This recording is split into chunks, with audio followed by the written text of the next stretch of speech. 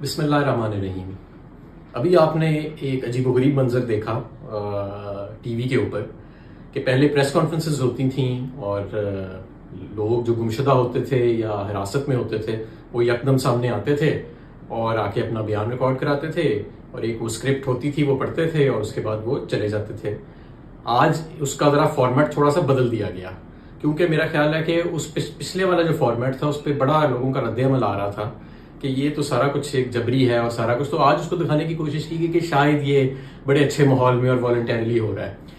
2-3 ہفتے سے عثمان ڈار غائب تھے، آج وہ یکدم نمودار ہوئے اور ایک ایسے اینکر کے پاس جن کی سوچ اور جن کی انکلینیشن ہے وہ آپ کو پتہ ہی ہے کہ عمران خان صاحب کے بارے میں کیا ہے،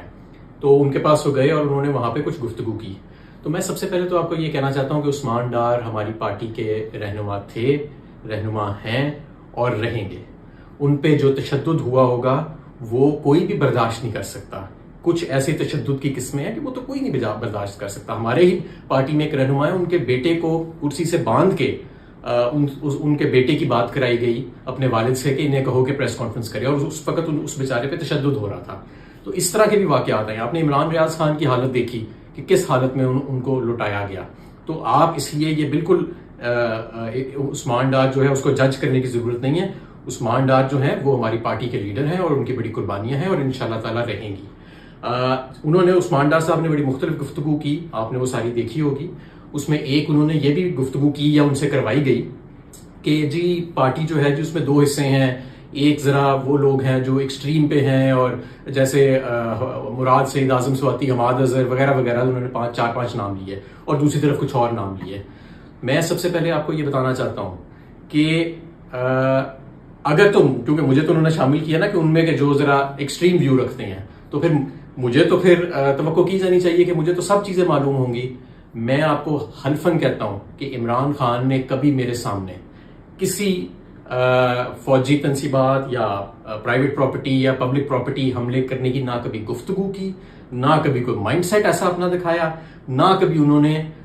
ہمیں یہ بات کی، نہ ہی کبھی میں نے اس کی کسی قسم کی پلاننگ دیکھی۔ یہ بالکل ایک بہت ہی غیر ذمہ دارانہ بیانیہ ہے جس کو انہوں نے بنانے کی کوشش کی ہے، جس نے بھی یہ کہلوایا ہے عثمان ڈار صاحب سے، اور ظاہر ہے کہ یہ سارا کچھ انہوں نے جبری طور پہ ان سے کہلوایا ہے۔ تو سب سے پہلے تو یہ بات بڑی واضح ہونی چاہیے، اور یہ میں اللہ کو حاضر ناظر جان کے حلفاً کہہ رہا ہوں کہ ایسی کبھی گفتگو میرے سامنے نہیں ہوئی، نہ عمران خان صاحب کی، نہ ہی کسی پارٹی کے اور کسی فرد کی، کہ کبھی یہ ایسی چیز جو ہے وہ سامنے آئی ہو۔ تو ایک چیز تو یہ واضح ہو جانی چاہیے۔ دوسری چیز میں آپ کو یہ واضح کرنا چاہتا ہوں کہ ہماری پارٹی کو بھی تقسیم کرنے کے لیے یہ ایک شوشہ جو ہے اس کو سمجھا جانا چاہیے۔ پوری پارٹی یکجا ہے،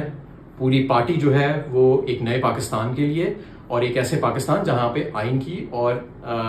ملک کی حکمرانی ہوگی، جہاں پہ آئین کی اور قانون کی حکمرانی ہوگی، اس کے لیے ہم گوش ہیں، اور انشاءاللہ تعالیٰ ہم بہت قریب ہیں اپنی منزل کے۔ صرف اگلا الیکشن ہی نہیں، اگلی کئی دہائیوں تک یہ جو لیڈرشپ کی ایک نئی کھیپ پیدا ہوئی ہے، ہماری خواتین جو جیلوں میں ہیں، ہمارے لوگ جو جبر کا سامنا کر رہے ہیں،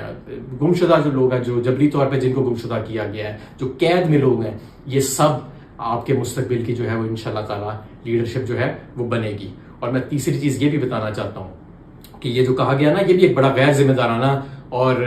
عجیب و غریب سا بیانیہ ہے کہ جی ریاست بھی آنی ہے، مخالف عمران خان مائنڈ سیٹ بنا رہا تھا یا ان کے کوئی ساتھی بنا رہے تھے۔ یہ ریاست بھی ہماری ہے، یہ ملک بھی ہمارا ہے، یہ فوج بھی ہماری ہے، اس کے ادارے بھی ہمارے ہیں سارے، اور ہم سب اس کے وفادار ہیں۔ ہماری وفاداری پہ اور ہماری